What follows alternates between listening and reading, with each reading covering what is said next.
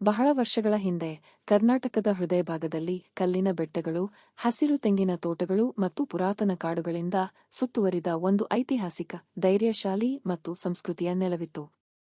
ಆ ನೆಲವೇ ತುಮಕೂರು. ಇಂದು ಕಾಣುವ ಆಧುನಿಕ ರಸ್ತೆಗಳು, ಗದ್ದಲದ ಮಾರುಕಟ್ಟೆಗಳು ಮತ್ತು ಎತ್ತರದ ಕಟ್ಟಡಗಳು ನಿರ್ಮಾಣವಾಗುವ ಮೊದಲು ತುಮಕೂರು ಪ್ರಕೃತಿಯ ಆಳ್ವಿಕೆಯಲ್ಲಿ ಬದುಕುತ್ತಿದ್ದ ಶಾಂತ ಪ್ರದೇಶವಾಗಿತ್ತು. ಸಾವಿರಾರು ವರ್ಷಗಳ ಹಿಂದೆ ಜನರು ಬೆಟ್ಟಗಳ ಮತ್ತು ನದಿಗಳ ಸಮೀಪ ವಾಸಿಸುತ್ತಿದ್ದರು. ಇಂದಿಗೂ ಜಿಲ್ಲೆಯ ವಿವಿಧ ಭಾಗಗಳಲ್ಲಿ ಕಂಡುಬರುವ ಕಲ್ಲಿನ ಉಪಕರಣಗಳು ಮತ್ತು ಸಮಾಧಿಗಳು ಆ ಪುರಾತನ ನಾಗರಿಕತೆಯ ಕಥೆಗಳನ್ನು ಹೇಳುತ್ತವೆ. ಶತಮಾನಗಳು ಕಳೆದಂತೆ ದಕ್ಷಿಣ ಭಾರತದ ಅನೇಕ ಶಕ್ತಿಶಾಲಿ ಸಾಮ್ರಾಜ್ಯಗಳು ಈ ನೆಲವನ್ನು ಆಳಿದವು. ಪಶ್ಚಿಮ ಗಂಗ ವಂಶವು ತುಮಕೂರಿನ ಇತಿಹಾಸವನ್ನು ರೂಪಿಸಿದ ಪ್ರಮುಖ ರಾಜವಂಶಗಳಲ್ಲಿ ಒಂದಾಗಿತ್ತು. ಅವರು ಕೃಷಿಯನ್ನು ಉತ್ತೇಜಿಸಿದರು, ದೇವಾಲಯಗಳನ್ನು ನಿರ್ಮಿಸಿದರು ಮತ್ತು ಜೈನ ಸಂಸ್ಕೃತಿಯನ್ನು ಹರಡಿದರು. ಇಂದಿಗೂ ಹಳ್ಳಿಗಳಲ್ಲಿ ಕಾಣುವ ಪುರಾತನ ಶಾಸನಗಳು ಮತ್ತು ಅವಶೇಷ ದೇವಾಲಯಗಳು ಆ ಕಾಲದ ನೆನಪುಗಳನ್ನು ಹೊತ್ತು ನಿಂತಿವೆ. ನಂತರ ಚೋಳರು ಮತ್ತು ಹೊಯ್ಸಳ ಸಾಮ್ರಾಜ್ಯಗಳು ಈ ಪ್ರದೇಶಕ್ಕೆ ಬಂದವು. ಅವರ ಆಡಳಿತದಲ್ಲಿ ತುಮಕೂರು ಕಲೆ ಮತ್ತು ವಾಸ್ತುಶಿಲ್ಪದ ಕೇಂದ್ರವಾಗತೊಡಗಿತು. ನಿಪುಣ ಶಿಲ್ಪಿಗಳು ಕಲ್ಲಿನಿಂದ ಸುಂದರ ದೇವಾಲಯಗಳನ್ನು ನಿರ್ಮಿಸಿದರು. ರೈತರಿಗೆ ನೆರವಾಗಲು ದೊಡ್ಡ ಕೆರೆಗಳನ್ನು ನಿರ್ಮಿಸಲಾಯಿತು. ಹಳ್ಳಿಗಳು ಬಲಿಷ್ಠವಾದವು ಮತ್ತು ವ್ಯಾಪಾರ ಹೆಚ್ಚಾಯಿತು. ಆದರೆ ತುಮಕೂರಿನ ನಿಜವಾದ ಬೆಳವಣಿಗೆ ವಿಜಯನಗರ ಸಾಮ್ರಾಜ್ಯದ ಕಾಲದಲ್ಲಿ ಆರಂಭವಾಯಿತು.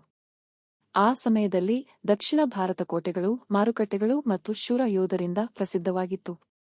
ತನ್ನ ಬೆಟ್ಟಗಳು ಮತ್ತು ತಂತ್ರಜ್ಞಾನದ ದೃಷ್ಟಿಯಿಂದ ತುಮಕೂರು ಪ್ರಮುಖ ಪ್ರದೇಶವಾಯಿತು.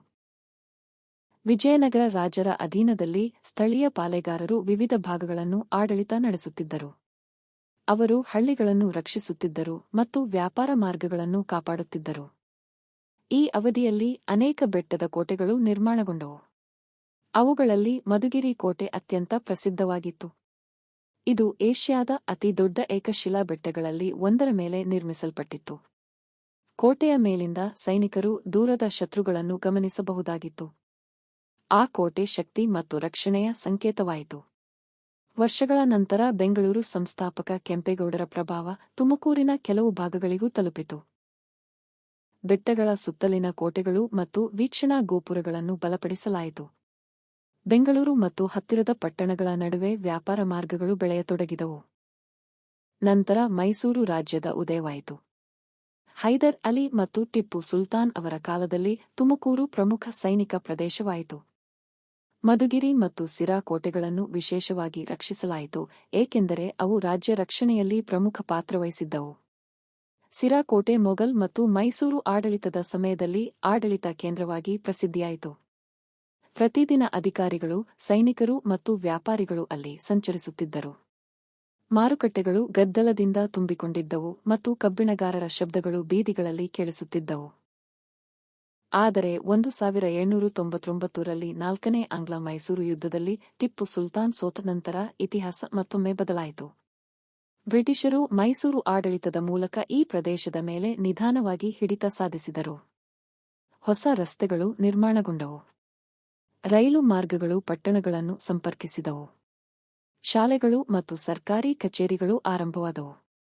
ಹೀಗೆ ತುಮಕೂರು ನಿಧಾನವಾಗಿ ಕೋಟೆಗಳ ಪ್ರದೇಶದಿಂದ ವ್ಯಾಪಾರ ನಗರವಾಗಿ ಬೆಳೆಯತೊಡಗಿತು. ಭಾರತದ ಸ್ವಾತಂತ್ರ್ಯ ಹೋರಾಟದ ಸಮಯದಲ್ಲಿ ತುಮಕೂರಿನ ಅನೇಕ ಧೈರ್ಯಶಾಲಿಗಳು ಬ್ರಿಟಿಷರ ವಿರುದ್ಧ ಹೋರಾಟದಲ್ಲಿ ಭಾಗವಹಿಸಿದರು. ಹಳ್ಳಿಗಳಲ್ಲಿ ಮತ್ತು ಪಟ್ಟಣಗಳಲ್ಲಿ ಗುಪ್ತ ಸಭೆಗಳು ನಡೆದವು. ರಾಷ್ಟ್ರಭಾವನೆ ವಿದ್ಯಾರ್ಥಿಗಳು, ರೈತರು ಮತ್ತು ಶಿಕ್ಷಕರಲ್ಲಿ ಹರಡಿತು. ಕನ್ನಡ ಸಾಹಿತ್ಯ ಮತ್ತು ಸಂಸ್ಕೃತಿಯು ಬಲವಾಗಿ ಬೆಳೆಯಿತು. 1947ರಲ್ಲಿ ಭಾರತ ಸ್ವಾತಂತ್ರ್ಯ ಪಡೆದ ನಂತರ ತುಮಕೂರು ಹೊಸ ಯುಗಕ್ಕೆ ಕಾಲಿಟ್ಟಿತು. ರಸ್ತೆಗಳು ಸುಧಾರಿಸಿದವು, ಶಾಲೆಗಳು ಹೆಚ್ಚಾದವು ಮತ್ತು ಕೈಗಾರಿಕೆಗಳು ಬೆಳೆಯತೊಡಗಿದವು. ರೈತರು ತೆಂಗಿನಕಾಯಿ ಕೃಷಿಯನ್ನು ವಿಸ್ತರಿಸಿದರು. ಹೀಗಾಗಿ ತುಮಕೂರು ಕರ್ನಾಟಕದ ಪ್ರಮುಖ ತೆಂಗಿನ ಉತ್ಪಾದನಾ ಜಿಲ್ಲೆಗಳಲ್ಲಿ ಒಂದಾಯಿತು. ವರ್ಷಗಳು ಕಳೆದಂತೆ ತುಮಕೂರು ಕೃಷಿಯಷ್ಟೇ ಅಲ್ಲ, ಶಿಕ್ಷಣಕ್ಕೂ ಪ್ರಸಿದ್ಧಿಯಾಯಿತು. ವಿವಿಧ ಜಿಲ್ಲೆಗಳ ವಿದ್ಯಾರ್ಥಿಗಳು ಇಲ್ಲಿ ಓದಲು ಬರುತ್ತಿದ್ದರು. ಸಿದ್ಧಗಂಗಾ ಮಠ ಕರ್ನಾಟಕದ ಅತ್ಯಂತ ಗೌರವಾನ್ವಿತ ಆಧ್ಯಾತ್ಮಿಕ ಮತ್ತು ಶೈಕ್ಷಣಿಕ ಕೇಂದ್ರಗಳಲ್ಲಿ ಒಂದಾಯಿತು. ಸಿದ್ಧಗಂಗಾ ಮಠದ ಕೇಂದ್ರದಲ್ಲಿ ಶಿವಕುಮಾರ ಸ್ವಾಮೀಜಿ ಎಂಬ ಮಹಾನ್ ಸಂತ ನಿಂತಿದ್ದರು. ಸಾವಿರಾರು ಬಡ ವಿದ್ಯಾರ್ಥಿಗಳಿಗೆ ಅವರು ಉಚಿತ ಶಿಕ್ಷಣ, ಊಟ ಮತ್ತು ಆಶ್ರಯ ನೀಡಿದರು. ಜನರು ಅವರನ್ನು ಪ್ರೀತಿಯಿಂದ ನಾಡಾಡುವ ದೇವರು ಎಂದು ಕರೆಯುತ್ತಿದ್ದರು. ಇದೇ ಸಮಯದಲ್ಲಿ ತುಮಕೂರಿನ ಪ್ರಕೃತಿ ಸೌಂದರ್ಯವು ಜನರನ್ನು ಆಕರ್ಷಿಸುತ್ತಿತ್ತು.